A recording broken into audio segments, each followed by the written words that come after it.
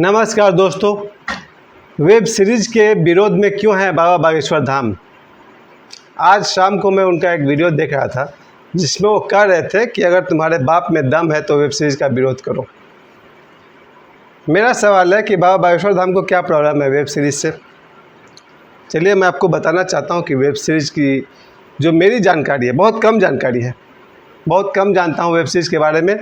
जीवन में कुल मिला के 4-5 बार देखे होंगे, एक या 2-2 मिनट देखे होंगे। लेकिन वेब सीरीज़ में ऐसा क्या है कि बाबा बागेश्वर धाम उसके खिलाफ बोल दिए।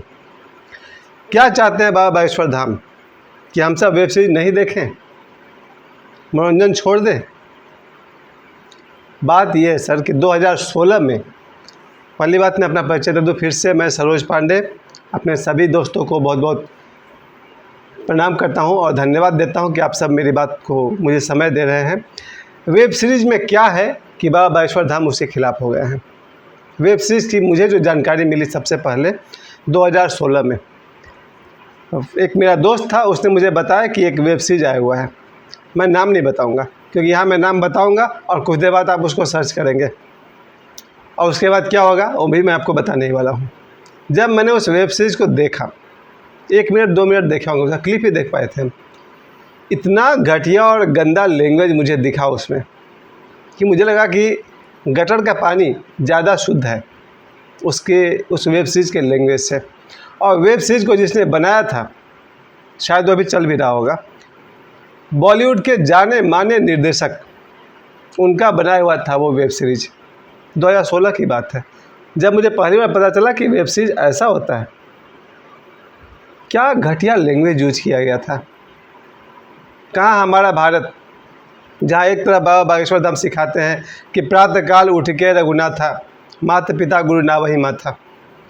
आज 2023 में एक नौजवान लोगों को ये सिखा रहा कि कैसे समाज में महिलाओं को इज्जत दी जाए, कैसे महिलाओं को माँ और बहन का दर्जा दिया जाए।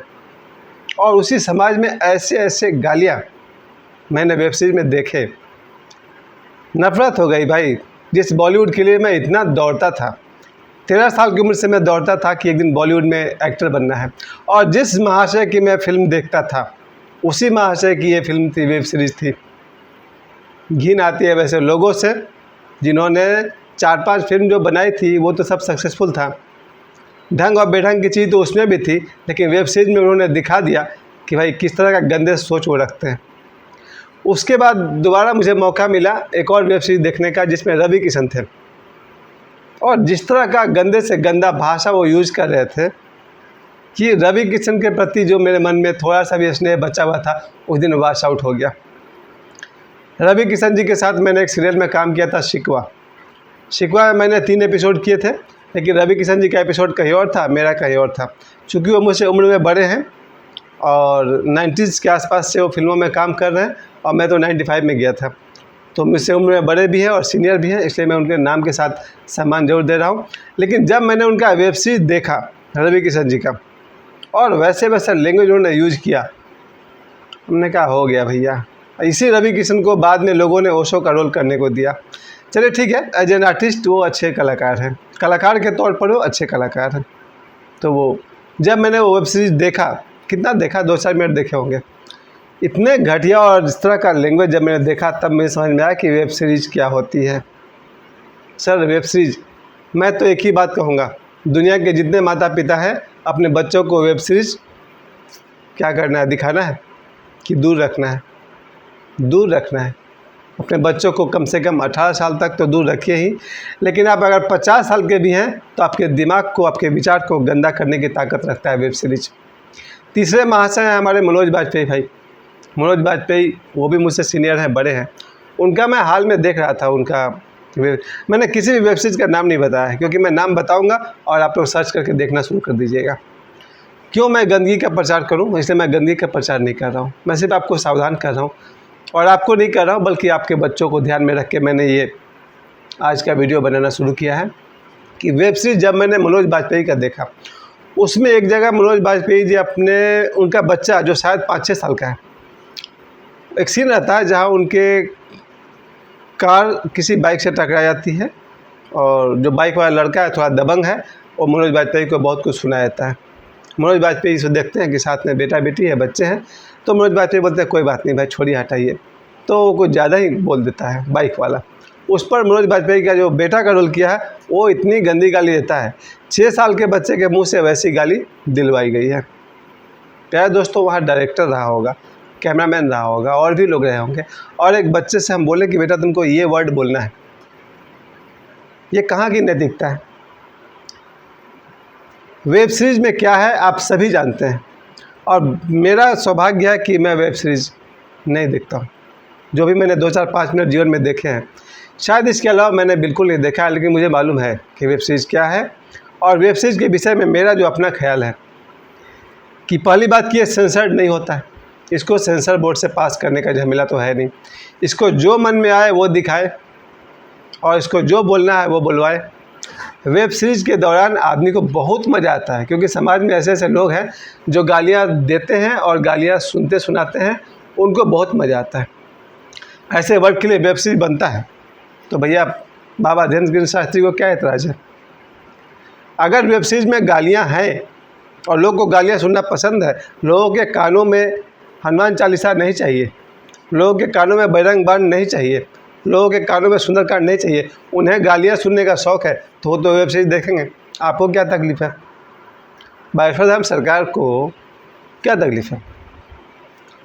वो अमृत बांट रहे हैं, वैष्णोधाम सरकार अमृत बांट रहे हैं। वो लोगों से कह रहे हैं भाई गुरु की इज्जत करो, माता पिता की इज्जत करो, अपने भारतीय सनातन संस्कृति की इज्जत करो, और लोगों को चाहिए गोबर और गंदगी, तो वो तो वेब सीरीज़ के पास जाएंगे। इसके अलावा मैं आपको बताना चाहता हूँ कि भारत में आज जितने भी सबसे ज़्यादा फेमस वैष्णोधाम सरकार कह रहे थे, आश्रम श्री के बारे में भी कुछ कह रहे थे। आश्रम श्री जो वेब सीरीज़ है, बॉबी देओल साहब काम कर रहे हैं, और मैंने बॉबी देओल के साथ भी काम किया है। बॉबी देओल मुझसे उम्र में बड़े हैं और मैंने उनके साथ फिल्म शहीद में काम किया था, 10-12 दिन हमने साथ काम किया। इतने अच्छे इंसान हैं, he is a nice person, लेकिन उन्होंने ऐसा रोल एक्सेप्ट कर लिया। अब ये तो उनका निजी डिसीजन है। देखा जाए तो सनी देओल साहब अपनी प्रतिष्ठा बनाए हुए हैं और बॉबी देओल साहब ने आश्रम श्री कर रहे हैं। खैर जो भी हो, मेरा तो एक ही बात कहना है, समाज में अगर 50% गंदगी पसंद लोग हैं तो गंदगी परोसी जाएगी। इस समाज में हमेशा से 50% लोग, अगर संतुलन की बात करूँ तो ईश्वर के बनाए हुए इस दुनिया में अगर संतुलन की बात करूँ तो 50% लोग ऐसे होंगे जो अपने बच्चों के सामने सभ्य भाषा का उपयोग करते हैं। जैसे सभी टीचर्स जब अपने स्कूल में जाते हैं, अपने क्लासरूम में जाते हैं, तो एज फार एज पॉसिबल जहाँ तक हो सके साफ़ सुथरी भाषा का उपयोग करते हैं। हमारे रिलेशन के जितने भी माता पिता हैं, चाचा नाना फूफा हैं, जो समझदार हैं, जहाँ तक बन सकता है बच्चों के साथ वे लोग साफ़ सुथरी भाषा का इस्तेमाल करते हैं। लेकिन क्या दुनिया में 50% ऐसे लोग नहीं हैं? 50% ऐसे शिक्षक नहीं हैं जो गलत और घटिया भाषा का भी इस्तेमाल करते हैं, स्कूल में भी और सब जगह। प्यारे दोस्तों, ये होता रहेगा। दुनिया में ऐसे ऐसे रिलेटिव्स हैं, यही चाचा नाना फूफा काका, जो गंदे गंदे भाषा का यूज बच्चों के सामने करेंगे। क्या करिएगा? चुनाव उनका है, आपको कौन सा राह चलना है। मेरे सामने मेरे जितने बच्चे आते होंगे, रिलेशन के बच्चे आते होंगे, जहाँ तक मुझे याद है मैंने किसी भी बच्चे के सामने अभद्र भाषा का इस्तेमाल नहीं किया। गुस्सा हो जाना अलग बात है, लेकिन अभद्र भाषा मैं नहीं बोल सकता हूँ। ऐसा नहीं है कि मैं कभी गलत नहीं था, गलत मैं रहा हूँ, लेकिन धीरे धीरे जब मैं ओशो के साथ रहना शुरू किया, जब मैंने ओशो से दीक्षा लिया और ओशो ने हम लोग को साक्षी की साधना सिखाई, सजगता सिखाई, और ओशो ने हमें ध्यान में सिखाया कि होश में रह कर बोलो, होश में रह कर चलो, होश में रह कर कोई भी काम करो। धीरे धीरे प्रयास करते करते आज 30 वर्षों में ये मेरी साधना ही बन गई है कि बोलने से पहले 2 बार सोचो तब बोलो। मैं नहीं चाहता हूँ कि मेरी वाणी से किसी को दुख पहुँचे और जिसके लिए वो मुझसे जीवन भर नाराज़ रहे। मैं नहीं चाहता हूँ मेरे व्यवहार से अश्लीलता झलके, कोई गंदगी झलके, और अगर ऐसा कुछ होता है तो उसके लिए मैं अपने आप में बहुत शर्मिंदा हूँ। हमें अपनी वाणी और व्यवहार से ऐसा कोई काम नहीं करना चाहिए जिसके लिए जीवन भर किसी से हम आँख नहीं मिला सकें। वेब सीरीज़ को लेकर के मैं एक बात और कहना चाहता हूँ। आज जो बच्चे भी 12-15 साल के हैं, वो जो अश्लीलता सीख रहे हैं, उसके लिए जिम्मेवार कौन है? मैं फ़िल्मी दुनिया को यहीं से मैं कहना चाहता हूँ, जिस बॉलीवुड को मैंने बचपन से सपना सजाया, ये बॉलीवुड जब 1913 में फ़िल्म शुरू हुआ होगा, आप सभी को याद है, आप सभी को याद है, सत्य हरिश्चंद्र 1913 में पहली फिल्म बनी थी। किस विषय पर बनी थी? पौराणिक कथाओं पर बनी थी सत्य हरिश्चंद्र। 1931 में फिर आलम आरा बनी, उसका भी सब्जेक्ट कैसा रहा होगा। 1950 के आसपास आप देखेंगे, 50 के बाद मुगल आजम वगैरह जैसी फिल्म बनी। जब 1960 के आस में राज कपूर साहब का एंट्री हुआ, तो राज कपूर साहब ने मनोरंजन में उन्होंने एक और चीज़ ऐड कर दिया, इंटरटेनमेंट। उसके साथ बड़ा अच्छा एक वर्ड यूज करते हैं, तो देखा जाए तो राज कपूर साहब के साथ शुरू होता है अंग प्रदर्शन का सिलसिला। आप सभी ने देखा होगा उनका आवारा हो या सत्यम सुंदरम हो से लेकर राम तेरी गंगा मैली तक, ही ना उनकी बिल्कुल साफ़ सुथरा फिल्म थी। उस समय तक राज कपूर साहब थे भी नहीं। राम तेरी गंगा मैली तक उन्होंने सब्जेक्ट और नग्नता को ऐसा उन्होंने जोड़ा कि लॉजिकली आप राज कपूर साहब को गलत साबित नहीं कर सकते हैं। खैर, मैं राज कपूर साहब के खिलाफ़ बोल ही नहीं सकता हूँ, मेरे लिए बहुत ही आदरणीय हैं, मेरे प्रिय हैं, मेरे प्यारे हैं। उन्होंने जो भी मेरा नाम जोकर में किया और दिखाया, वेब सीरीज जैसा तो गंदा नहीं था। मैं राज कपूर साहब के खिलाफ़ नहीं बोल सकता हूँ। He was one of the greatest genius person. मुझे ओशो के बाद कोई आदमी प्यारे लगते रहे तो राज कपूर साहब। और उन्होंने जो कुछ भी, हाँ, उनका एक वर्ड था मुकद्दस उड़िया। मुकद्दस उड़िया का मतलब होता है पवित्र नग्नता। राज कपूर साहब कहते थे, मुकद्दस मतलब पवित्र, उड़िया मतलब नग्नता। राज कपूर साहब कहते थे कि नग्नता भी पवित्र हो सकती है और नग्नता तो अश्लील होती है। यहाँ तक कि आप पूरे कपड़े पहन के भी अश्लील दिख सकते हैं, ये बात आप सभी को पता है। जब राज कपूर साहब कहते हैं कोई माता अपने बच्चे को दूध पिलाती है, उस नग्नता को क्या कहेंगे आप? उसी को आप पवित्र नग्नता कह सकते हैं। जब कोई महिला नदी तालाब के पास स्नान कर रही है, उसको आप क्या कहेंगे? उसी को कहा जाता है मुकद्दस उड़िया, यानी कि पवित्र नग्नता। राज कपूर साहब ने जब कभी भी ऐसा कुछ, हालांकि उनकी तीसरी कसम, हालांकि उनकी अपनी प्रोडक्शन नहीं थी, राज साहब ने जितना भी काम किया, राज कपूर साहब ने, उनके नग्नता में एक पवित्रता मुझे भी दिखी है। मैं कहीं नहीं कह सकता हूँ कि राम तेरी गंगा मैली में जहाँ जहाँ उन्होंने नग्नता का दृश्य लाया है उसके पीछे उनका तर्क नहीं था। खैर, मैं राज साहब से बाहर निकलता हूँ और 1990 क्या मुझे 1990 के बाद से 1990 के बाद से बॉलीवुड में ऐसे ऐसे लोग आना शुरू कर दिए जिनमें टैलेंट कम था और अश्लीलता दिखाने का मौका ज़्यादा। याद रखिएगा, जिस व्यक्ति में टैलेंट होगा वो नग्नता की क्या जरूरत है। शोले फिल्म कैसे चल गई? हम आपके हैं कौन क्यों चली? मैंने प्यार किया क्यों चली? उनके पास सब्जेक्ट था। पर ऐसे ऐसे डायरेक्टर्स बॉलीवुड में आए जिनके पास दिमाग था ही नहीं। अब दिमाग नहीं है तो हीरोइन को दिखाइए न्यूडिटी। आपको ऐसे ऐसे गालियाँ दिलवाई गई बॉलीवुड के फिल्म में भी, कुछ संकेत में, कुछ इशारे में, कुछ आधे। शुरुआत हो चुकी थी बॉलीवुड में 1990 के बाद से। ऐसे ऐसे अश्लील दृश्य दिखाए गए जिनका सब्जेक्ट से कोई लेना देना नहीं है। सी ग्रेड की फिल्म दिखाई गई, एडल्ट सर्टिफिकेट वाली मूवी दिखाई गई, और धीरे धीरे वो लोग, जैसे अंग्रेज कैसे कैसे भारत पर छा गए थे, धीरे धीरे ए सर्टिफिकेट मूवी बनने लगी और सी ग्रेड मूवी बनने लगी और धीरे धीरे बॉलीवुड में छा गया। और फिर नग्नता, और हॉलीवुड वाले की तो बात ही छोड़ दीजिए, मैं अपने भारत की बात कर रहा हूँ। वो क्या है ना, भारत का रहने वाला हूँ, भारत की बात सुनाता हूँ। फिर हमारे यहाँ टीवी सीरियल का ज़माना आ गया 1998 के बाद से, जब सीरियल्स बनने लगे। आप याद कीजिए, सोनी चैनल हो या स्टार प्लस हो या कोई भी हो, सीरियल्स में नग्नता तो नहीं दिखाई गई बेशक, पर कुछ ऐसे सिचुएशन दिखाए गए जिससे हमारे भारतीय संस्कृति पर चोट पड़नी शुरू हो गई। आप याद कीजिए, ऐसे ऐसे सीरियल बने हैं जिसमें इस पत्नी का संबंध अपने पति के अलावा अपने बॉस से है, बॉस का संबंध अपने पत्नी के अलावा उसके स्टाफ से है, फिर एक औरत का संबंध 4 लोगों से है और 4 लोगों का संबंध 8 औरतों से है। ये रहा सीरियल्स। ऐसे ऐसे धारावाहिक बनने लगे कि आप जिस औरत को भी देखिए एक बार लगता है कि ये कहाँ से सती सावित्री होगी, इसका भी होगा 2-4 संबंध।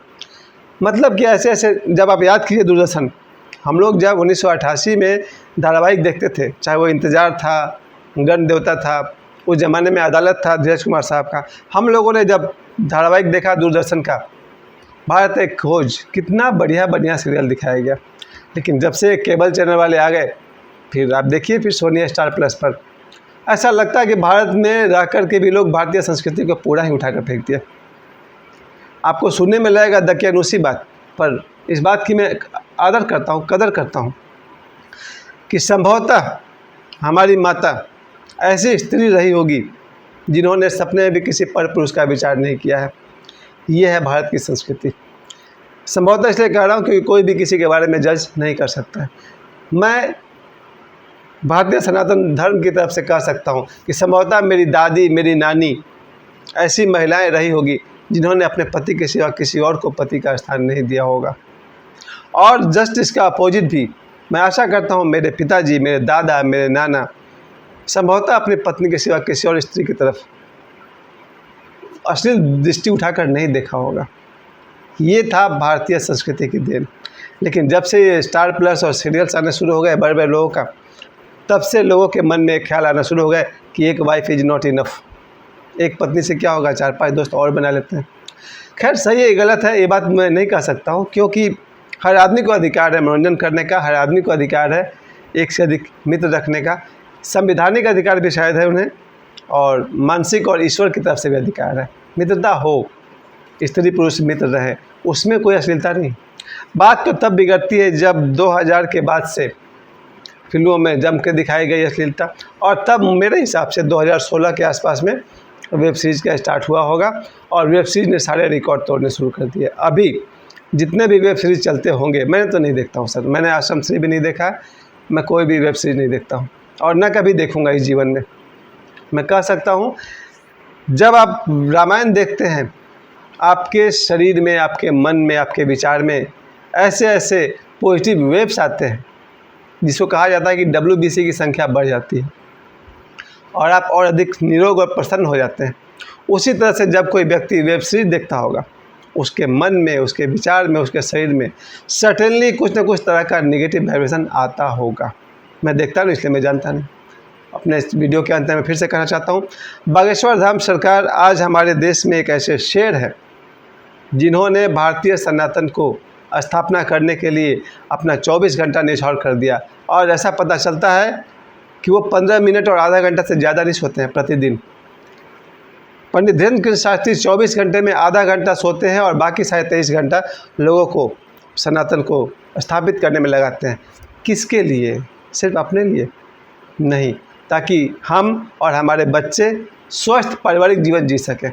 मैं एक बार फिर कह दूं, आज हमारे देश में एक तरफ लाखों, चलो लाखों नहीं होगा, हज़ारों होगा, हज़ारों लोग होंगे जो वेब सीरीज़ बना रहे हैं, बनाते रहेंगे। ये दुनिया से कहीं बुराई ख़त्म नहीं होने वाली है। लेकिन इन हज़ारों लोगों पर एक बागेश्वर धाम सरकार भारी पड़ेंगे और पड़ते रहेंगे। हमारी तरफ से हृदय से बहुत बहुत प्रणाम बाबा बागेश्वर धाम को, पंडित धीरेन्द्र कृष्ण सरकार को। और मैं कहना चाहता हूँ, जैसे मैं वेब सीरीज नहीं देखता हूँ, मेरे सारे दर्शक लगभग 2500 सब्सक्राइब्स और मेरे 6,50,000 व्यूज़, आप सभी से मैं कहना चाहता हूँ कि मैं सरोज पांडे, देखना है तो बाबा बागेश्वर धाम के वीडियोस को देखिए, वेब सीरीज़ देखना बंद कीजिए। मुझे समय देने के लिए बहुत बहुत धन्यवाद। अगर मैंने कहीं कुछ गलत कहा हो कृपया मुझे कमेंट करें, आपके कमेंट्स का बहुत बहुत स्वागत है। मुझे समय देने के लिए बहुत बहुत धन्यवाद।